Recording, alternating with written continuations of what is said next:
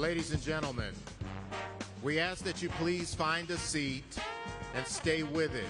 We must get an accurate count to determine how many more people can get in for the event. Please take your seat and stay with it. Thank you very much.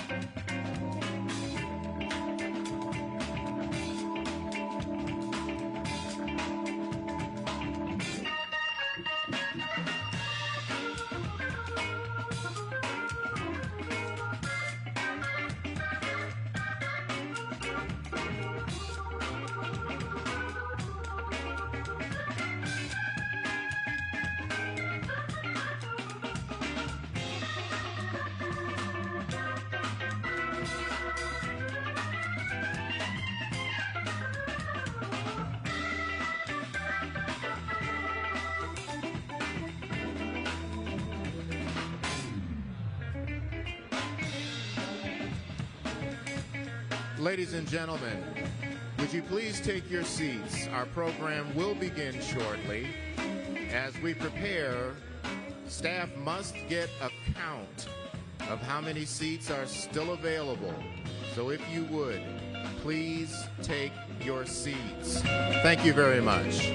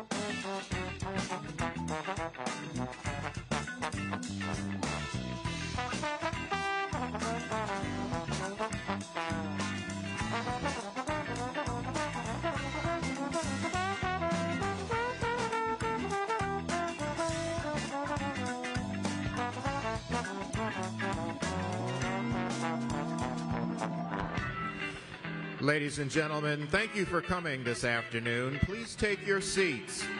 The program will begin shortly.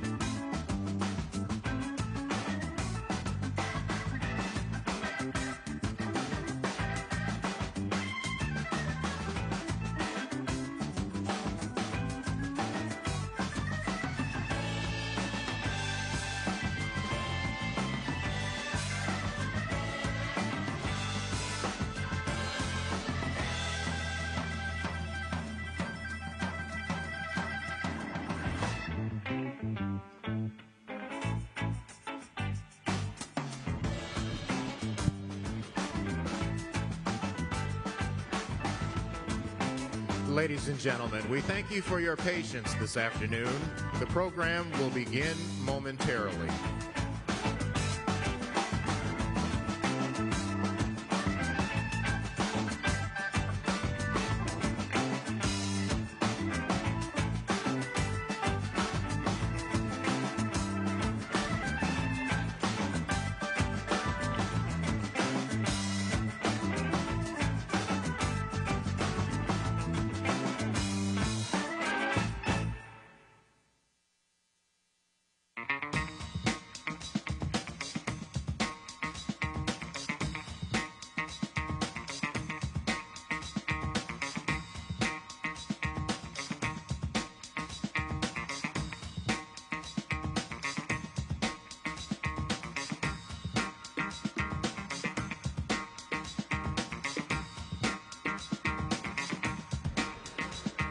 Ladies and gentlemen, please take your seats.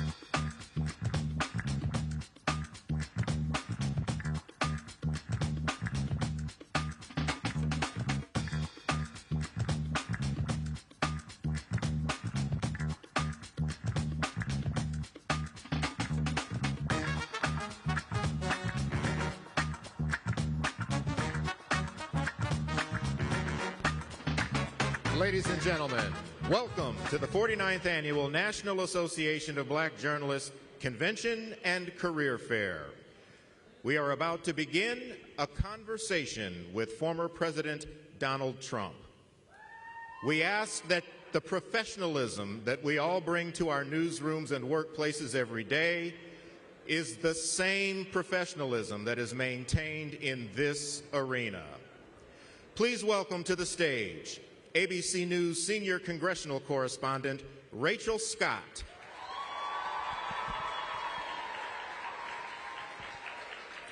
Semaphore political reporter Kadia Goba.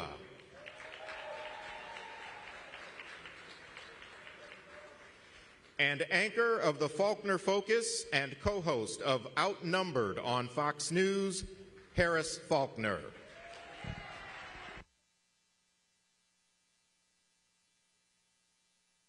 NABJ. Mic's on? Hear me? There we go. Test, test, test. Good afternoon, NABJ, and welcome to a conversation with former President Donald Trump. This discussion continues a decades-long tradition during election years of inviting journalists to discuss the policies and their impact with the candidates who are running for president, and the impact of those policies, especially in Black communities. Former Presidents George W. Bush, Barack Obama, and Bill Clinton have attended the NABJ conventions either as presidents or as presidential candidates in past years. NABJ is currently in conversation with Vice President Kamala Harris's team to schedule a Q&A either in person or virtually in September. As journalists, we use opportunities like these both to inform our reporting, but also to help voters understand the choices that they face in a consequential and historic election year. NABJ has partnered with PolitiFact to fact-check this conversation in real time. You can access that feed on social media using the hashtag NABJFactCheck. Again, the hashtag is NABJFactCheck. We have a lot to get to, and we do not want to waste any time, so let's bring out the former President of the United States, the Republican nominee for President, former President Donald Trump.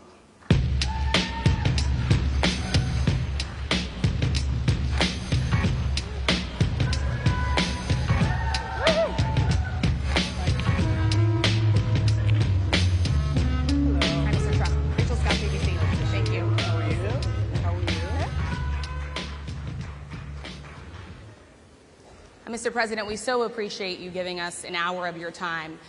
I want to start by addressing the elephant in the room, sir. A lot of people did not think it was appropriate for you to be here today. You have pushed false claims about some of your rivals, from Nikki Haley to former President Barack Obama, saying that they were not born in the United States, which is not true. You have told 4 congresswomen of color who were American citizens to go back to where they came from.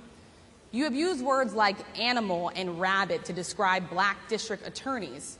You've attacked black journalists, calling them a loser, saying the questions that they ask are, quote, stupid and racist. You've had dinner with a white supremacist at your Mar-a-Lago resort. So my question, sir, now that you are asking black supporters to vote for you, why should black voters trust you after you have used language like that? Well, first of all, I don't think I've ever been asked a question so in such a horrible manner. First question. You don't even say, hello, how are you? Are you with ABC? Because I think they're a fake news network, a terrible network. And I think it's disgraceful that I came here in good spirit. I love the black population of this country. I've done so much for the black population of this country. Including employment, including opportunity zones with Senator Tim Scott of South Carolina, which is one of the greatest programs ever for black workers and black entrepreneurs. I've done so much, and you know, and I say this, historically black colleges and universities were out of money, they were stone cold broke, and I saved them, and I gave them long-term financing, and nobody else was doing it. I think it's a very rude introduction. I don't know exactly why you would do something like that. And let me go a step further. I was invited here, and I was told my opponent, whether it was Biden or Kamala, I was told my opponent was going to be here. It turned out my opponent isn't here. You invited me under false pretense. And then you said, you can't do it with Zoom. Well, you know, where's Zoom? She's going to do it with Zoom, and she's not coming. And then you were half an hour late. Just so we understand, I have too much respect for you to be late.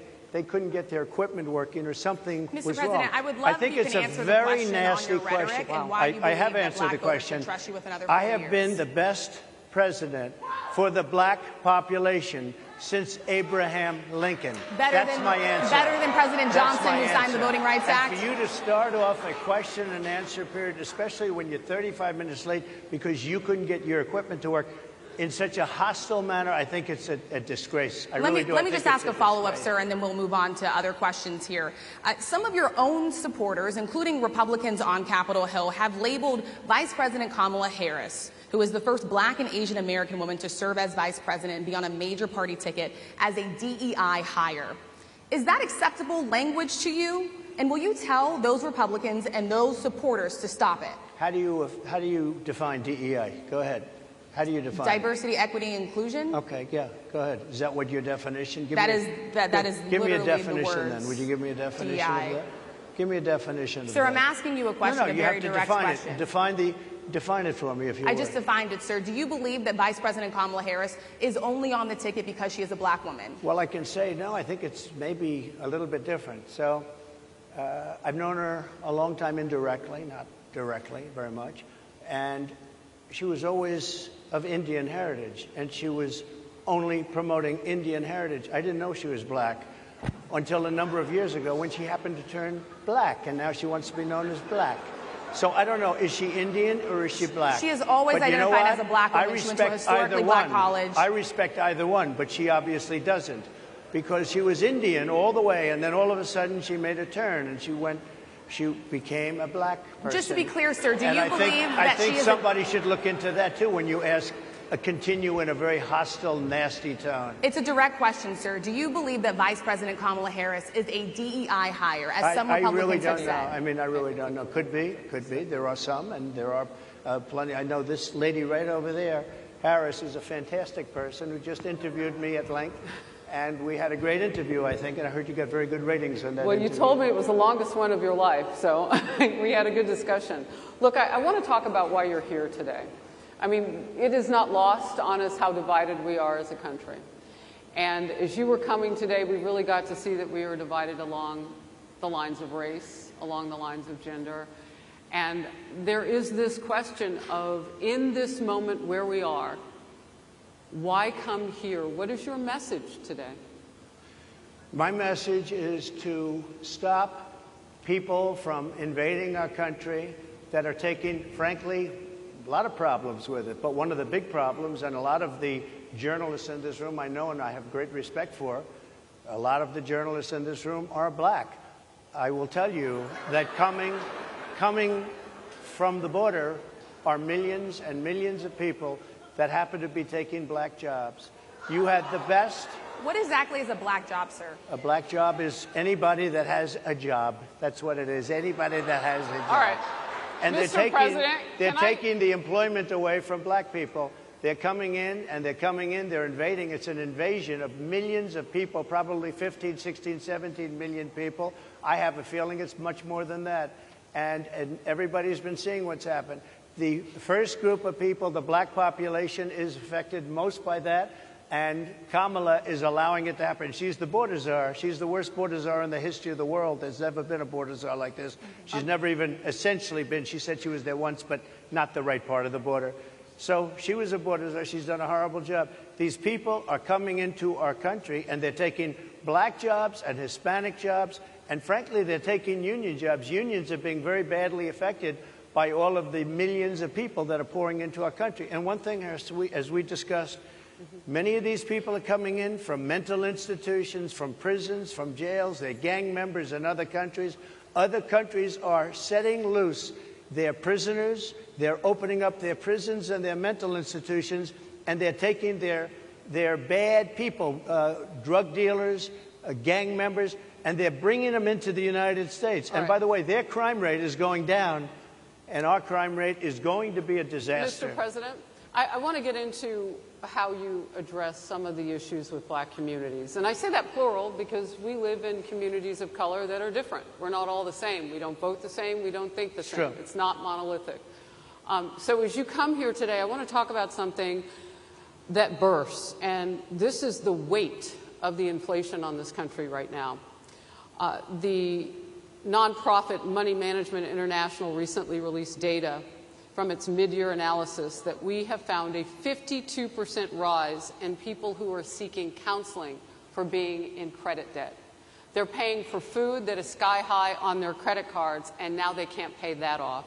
The credit counseling nonprofit MMI, as I said, is saying now that they've seen surges that they haven't seen since we were in a pandemic of people in financial trouble. Much of that falls on the shoulders of single moms, single black moms, when you look statistically. Yeah. How do you turn it around? What's your plan for the black community when it comes to money? So, first of all, it's very hard to hear you for whatever reason because of the fact that they have bad equipment, because I guess, you know, this woman was unable to get the right equipment. But it's very hard for me to hear you, but I can hear every other word. It's very difficult, actually. But so I don't know if they can fix it or do something with it, but I'll do the best I can with it. The inflation is absolutely destroying our middle class, our working class, virtually every class. Inflation is a disaster in our country. Inflation is a country buster. It breaks every country. And we had, in my opinion, the worst inflation we've had. They say it's 58 years, but I think it's much more than that. It's been devastating. And if you just take a look at a lot of things they don't include, like interest rates. Interest rates went from 2.4% to 10%, and you can't get the money. People can't buy houses. They no longer have the American dream. Young people, young black people, they don't have the American dream anymore. They can't buy a house. They can't borrow the money because of the cost of the money. They can't buy it because of the cost of housing, because of the cost to build it, because of inflation. Inflation is a disaster, and it's destroying our country, and it's destroying the black community probably as much or more So what do you do? Than any What's your plan? You know what we have to do? We have to bring down the cost of energy, and that's going to bring down the cost of inflation. This was all started with a bad energy policy by Joe Biden. By the way, just if I might, I was running against a man named Biden. You probably saw that. And he was losing very badly in the polls, and then he had a rather bad debate. I would say it was a bad debate. I would say it was one of the worst debates in history. And his poll numbers crashed. And instead of saying, you know, let's keep going, and maybe something happens the other way, they said, oh, we're going to replace him. Let's just replace him. That's like you're in a fight, a prize fighter's in a fight. He's not doing well. You say, let's bring in another fighter. So our whole campaign was steered toward him, and now we have to steer toward him. But ultimately, it's the same because they have bad policy. They have policies of open borders, unbelievable open borders, horrible energy policies. They want to get rid of, as you say, gasoline in cars. They want to get rid of oil. They want to get rid of efficient heating. Mr. President. Environmentally, what they're doing is killing our country. They're absolutely destroying our country. But the inflation is the thing that's hurting the black worker, the black population, and every other population within our country. Inflation is the worst it's been, I think, in over 100 years. And they'll fact check it. They'll say, it's only 58. Whatever it may be, they don't add all the numbers. They don't add the really bad numbers, and you can check that too. But inflation, Harris, is absolutely destroying this country and the people in our country. Yes, Mr. President, can I ask you another question Yes, that is also impacting black Americans? And that's very clear now. Good. I'm sorry? It's very clear. I hear you. Okay. So Sonia Massey, someone from Illinois, an unarmed black woman, was shot the other day in her home by a deputy sheriff. The deputy has since been charged with murder. You've said police would get immunity from prosecution if you win. Why should someone like that officer have immunity, in your opinion? Immunity? Immunity. I don't know the exact case, but I saw something, and it didn't look good to me. It didn't look good to me. Are you talking with the water, right? Yeah, well, police unions are not backing this person either. Okay. But again, why would... They're going to be charging the officer. I guess they're charging the officer. So why should he receive immunity? Well, he might not. I mean, it depends. It depends on what happens. I'm talking about people that are much different cases than that. We need people to protect ourselves. And by the way, in Chicago, as an example, a few weeks ago, July 4th weekend, they had 117 shootings and 17 deaths. Nobody wants that. Nobody wants that. We need to have our police officers have the respect and dignity back. In this particular case, I saw something that didn't look good to me. I didn't like it. I didn't like it at all. So can you get a little more specific back to the immunity question? Who would make those Well, right now, for the most part, people are protected by their unions, by their police unions, or by their police departments. But I'm saying if I felt, or if a group of people would feel that somebody was being unfairly prosecuted because the person did a good job maybe with crime, or made a mistake, an innocent mistake. There's a big difference between being a bad person and making an innocent mistake. But if somebody made an innocent mistake, I would want to help that person. What would those exceptions be? What would determine an innocent mistake? You go after somebody, and it's a very close call, and it's very dangerous. And, you know, they have the policeman's life and woman is a very difficult thing because sometimes you have less than a second to make it, you know, life and death decision, and sometimes very bad decisions are made. They're not made from an evil standpoint, but they're made from the standpoint of they made a mistake. So I want to follow up really quickly. You know, I find it interesting because you do talk about reining in prosecutors, especially when it comes to prosecutors that are prosecuting you. Why doesn't that skepticism apply to law enforcement? Well, I've been prosecuted because I'm a political opponent of two people that have weaponized our justice system.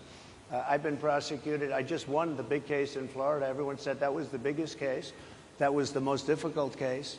And I just won it. Now, Biden has a similar case, except much worse. I was protected under the Presidential Records Act. Biden wasn't, because he wasn't president at the time. And he had 50 years' worth of documents. And they ruled that he was incompetent, and therefore he shouldn't stand trial. And I said, isn't that something? He's incompetent, and he can't stand trial, and yet he can be president. Isn't that nice? Mr. President, but they released him on the basis that he was incompetent. They said he had no memory, and he was a nice old guy, but he had no memory, and therefore we're not going to prosecute him. I won the case, and it got very little publicity. I didn't notice ABC doing any publicity on it, George. We cover you extensively, sir. I'd love to move over on to different topics. I didn't notice you do any publicity on it at all. I won the case, the biggest case. This is an attack on a political opponent. I have another one where I have a hostile judge. We have you for a limited time, sir. I'd love to move on to different topics. No, excuse you. You're the one that held me up for 35 minutes, just so you understand. If we can move on now to the state of the race, sir, I want to get back to the campaign. Senator J.D. Vance is your running mate.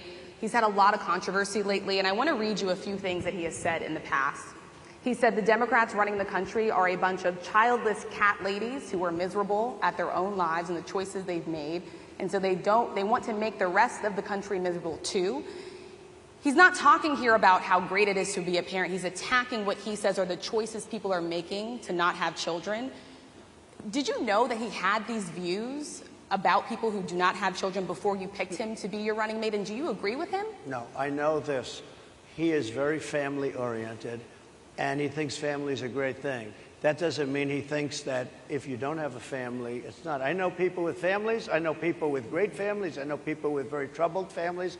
And I also know people with no families. They didn't meet the right person. Things happen.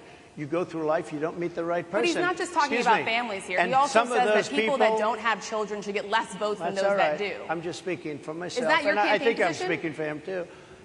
He strongly believes in family, but I know people with great families. I know people with not great families that don't have a family, and the people without the family are far better. They're superior in many cases, okay?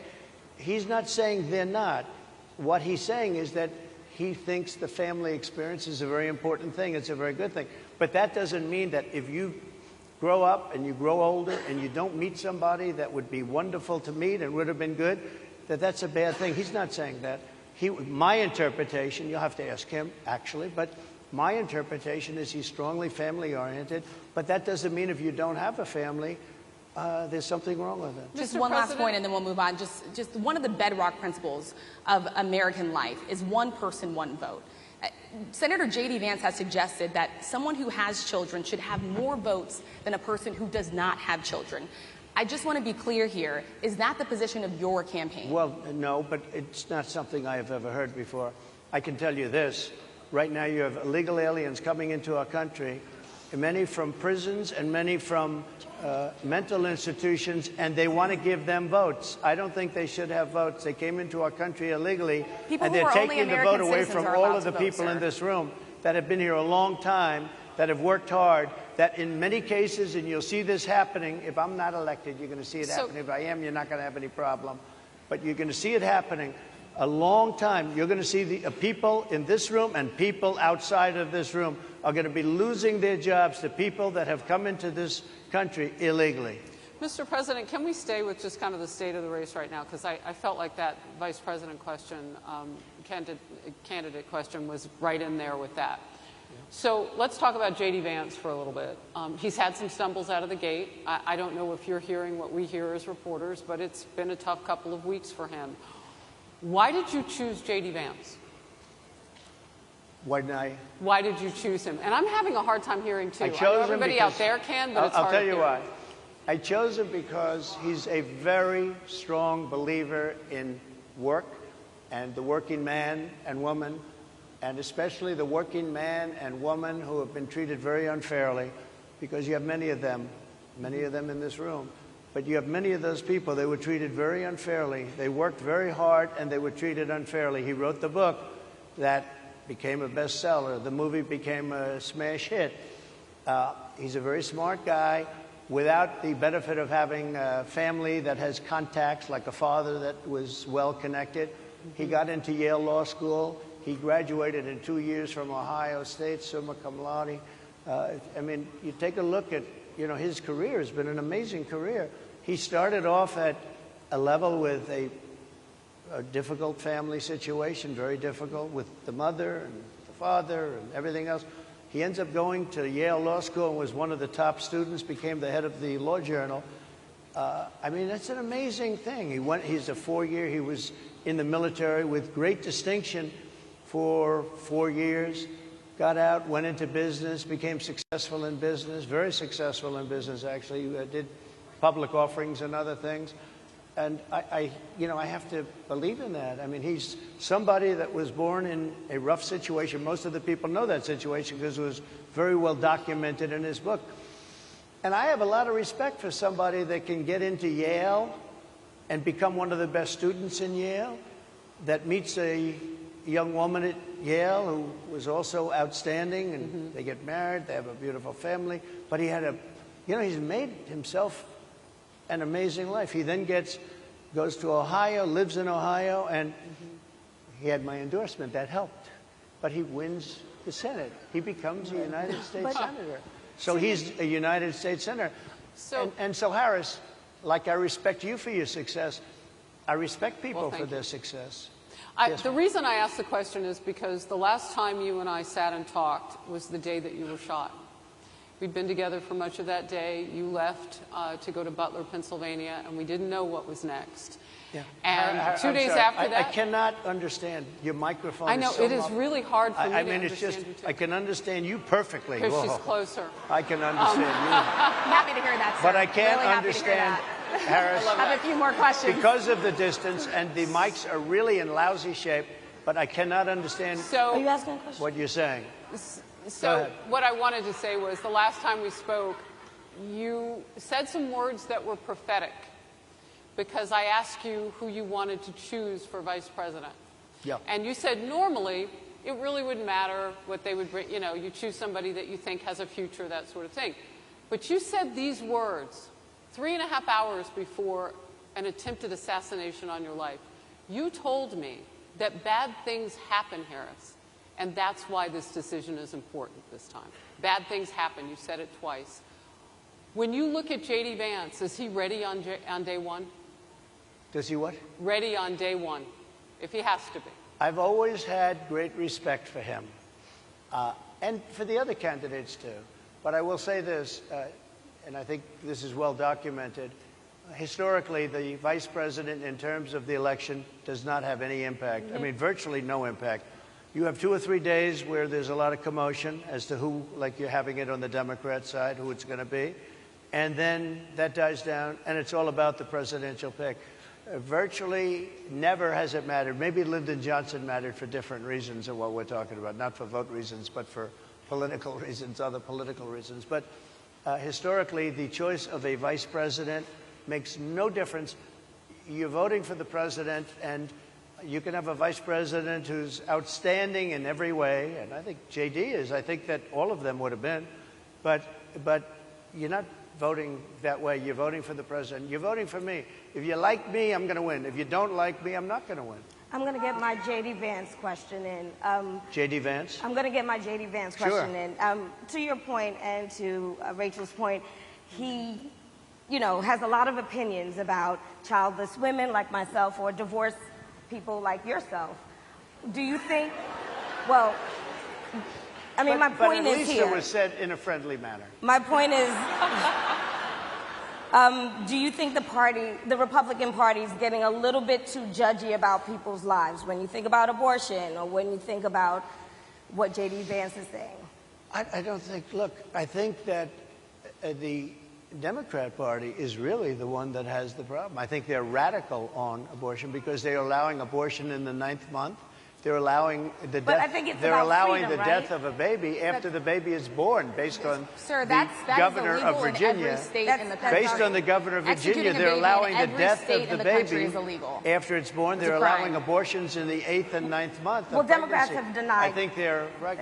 And I think the Republican Party is actually much less. I think I've made them much less radical, perhaps, but the Republican Party, what we're doing is bringing it back to the states where everybody wanted it. Democrats, Republicans, liberals, conservatives, everybody wanted abortion brought back. They didn't want Roe v. Wade in the federal government. They wanted it, everybody. But the majority of Americans oppose Roe v. Wade being overturned. They don't know about this. Right now they're voting. It brought it back to the states. Now, I happen to believe in the 3 exceptions.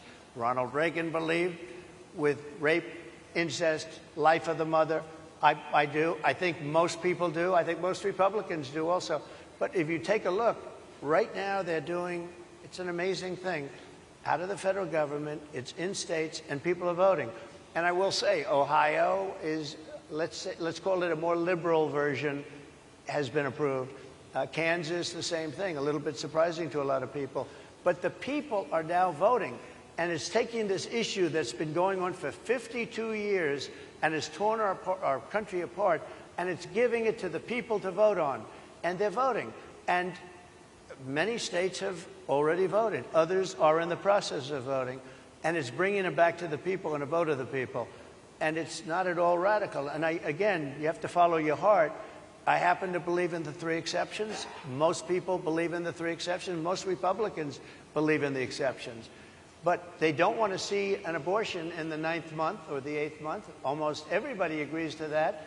And they certainly don't want to see, in the case of the governor of Virginia, the former governor, I might add, who said, we set the baby aside and then we decide what to do. Meaning, what do? We execute the baby. That's a radical, horrible position. And some people want that. I don't want it. Most people don't. Thank you. Can I just pivot really quickly to another question about, you brought up health, Harris. You're an active man. We see you golfing all the time, but if you win, you'll still be president at 82, which is older than Biden is right now. But not mentally. Look, mentally. Here's the question. He's shot. But most people, I know many people in their 80s and their 90s that are in great shape. Some of our greatest leaders. You look at throughout the world history, the greatest leaders, some of the greatest leaders in the world were in their 80s. But here's the question. Would you consider stepping down if you felt that your health was declining? Or would you? Oh, absolutely. And who would I think I'd know. How would you make that decision? I think I'd know. Look, if I came onto a stage like this and I got treated so rudely as this woman treated me. Oh, my goodness. And I'm fine with it because she was very rude, sir. Very rude. That wasn't a question. She didn't ask me a question. She gave a statement. That wasn't a question. I repeated your statement, sir, actually. You said you would. You would Oh, make absolutely. That decision if I to thought step that down. I was failing in some way, I want people to be sharp. I'll go a step further. I want anybody running for president to take an aptitude test, to take a cognitive test. I think it's a great idea. And I took 2 of them and I aced them. Well, I took 2 of them. But let me ask you. I would like to have people running for president, and I don't mean because they're 75 or 85. I think anybody running, I'd like to do it. People say it's not constitutional. I would like to have something passed where you can do it. I think we should know. I mean, I've watched what's happened in the last couple of years under this gentleman, and our country is a mess. We have inflation. We have the millions of people falling in. We have Afghanistan, which was the worst, most embarrassing moment in the history of our country. What he has done to our country, and her too, what they've done to our country, she has been a horrible vice president. She's considered the worst vice president in the history of our country. Don't mean to interrupt you, but would you consider taking the cognitive test? Mr. President, I would love to and do make it it public. Well, I've already taken 2 of them, but I'll do it again. Mr. President, how do you intend to... I suggested, Harris, that let's take one. I said, Joe and I will go and take a cognitive test. Now, I'd do it with her, too. I would do it with her also. You know what? She failed her law exam. She didn't pass her law exam, so maybe she wouldn't pass the cognitive test. Mr. President, are you saying she wouldn't pass? Just to be clear, I'm just giving you the facts. To be clear, you don't think I'm Harris? just How do you giving the intend facts. She and didn't look, pass her bar exam, and she didn't think she would pass it, and she didn't think she was going to ever pass it. And I don't know what happened. Maybe she passed it. She did pass it. There's a man over here. I think he must work. Mr. President, I would love to ask you about January 6th. You've called yourself the candidate of law and order. Yeah. When Time Magazine asked you if you would consider pardoning all the rioters, you said, yes, absolutely. Sure. You called them patriots. 140 police officers were assaulted that day. Their injuries included broken bones, at least one officer lost an eye, one had 2 cracked ribs, 2 smashed spinal discs, another had a stroke. Were the people who assaulted those 140 officers, including those I just mentioned, patriots who deserve pardons? Well, let me bring it back to modern day. Like about 5 days ago, we had an attack on the Capitol, a horrible attack on the Capitol. You saw the people that were protesting and spraying these incredible monuments, bells, lions, all these magnificent limestone and granite with red paint, red spray paint that will never actually come off, especially in the limestone. It will never, I'm a builder, I know about this stuff. It'll never, you'll see it in 100 years from now. They viciously attacked our government. They fought with police. They fought with them much more openly than I saw on January 6th. What's going to happen to those people? What's going to happen to the people in Portland that destroyed that city? But, sir, my question is on those. What's going to happen to the people that tried to burn? My question is on those rioters who assaulted officers. You have to would you pardon what's those going to people? happen? Oh, absolutely, I would. You would pardon those? If they're innocent, I would pardon them. They've been convicted. And by the way, the Supreme Court just well, they were convicted by a very tough system. They were. How come the people that tried to burn down Minneapolis? How come the people that took over a large percentage of Seattle? How come nothing happened to them? How come the people But, sir, we're talking about people that were seen beating officers with flagpoles, dragging them down the stairs. They're on video. Have you seen that video, sir? Oh, really? Well, they you would pardon those rioters? They shot a young lady in the face who was protesting. They shot her in the face. You know, nobody died that day. You do know that. But people died in Seattle. Nobody died, but people died in Minneapolis. You know people died in Minneapolis. And nothing happens, and nobody ever talks, and nothing happens to those people. But you went after the J6 people with a vengeance. And I'll tell you what about the cops that were, and I'm all for the police, as you know, but what about the police that are ushering everybody into the Capitol? Go in, go in, go in. What about that? Look, nothing is perfect in life. But you have people from Minneapolis, you have people just from 5 days ago in Washington, D.C. They were having fistfights and fighting with the police. They were spraying and destroying. They were desecrating our monuments in Washington, D.C. 5 days ago, and nothing happened to them. And you can't have two systems of justice. That's why they went after me as a political opponent, because they felt they couldn't win without doing that. And we're going to win our cases, and we're going to be vindicated. But I have to spend a lot of time on that, and money. That's what they want. After the election, they won't care. Although in my case, I think they probably will, because the hatred is pretty deep. But I'll tell you, they went after me as a political opponent. That's never happened in our country before, and it sets a terrible, terrible precedent. What do you do on day one if you win? What's your first thing? What do? I close the border. And I do two things, because I can do a lot of things simultaneously. I close the border. We don't want people coming in. We want people to come in, Harris, but they have to be vetted. They have to be checked. They have to come in legally. We want people. I want people to come into our country, but they have to be vetted. They have to be checked. So when you say, what do? That, and I drill, baby, drill. I bring energy way down. I bring interest rates down. I bring inflation way down, so people can buy bacon again, so people can buy a ham sandwich again, so that people can go to a restaurant and afford it. Because right now, people can't buy food. Your grocery bills are up 40, 50, 60%, right? She's agreeing to me. Oh, she's agreeing. Thank you. I like you very much. Mr. President, I think we are. But it's true. Your grocery bills are up. And then they're mandating that you buy an all-electric car. You know, Elon Musk endorsed me, and he's a friend of mine. He's a good guy. He's a smart guy. But I'm against everybody having an electric car, okay? I'm very much against that. You have to be able to, if you want a hybrid or if you want a gasoline-propelled car. But, you know, we have more liquid gold, gasoline, oil, under our feet than any other country. More than Saudi Arabia, more than Russia, more than any other country. I want to use it. I want to use what we have. I want to bring down prices, bring down costs, and I also have to stop the invasion. And remember, they're taking your jobs. These people coming in are taking your jobs. Project 2025. I think we have to leave it there by the Trump team. All right. So leave it. That is the last word. Thank you so much, Mr. Trump, for coming today and joining us. Well, thank you very much. They've been telling us. Thank you. Thank you, everybody, very much. Great honor. Thank you, Mr. President. Thank you. NABJ will email about details regarding the conversation with Vice President Kamala Harris in September. Thank you.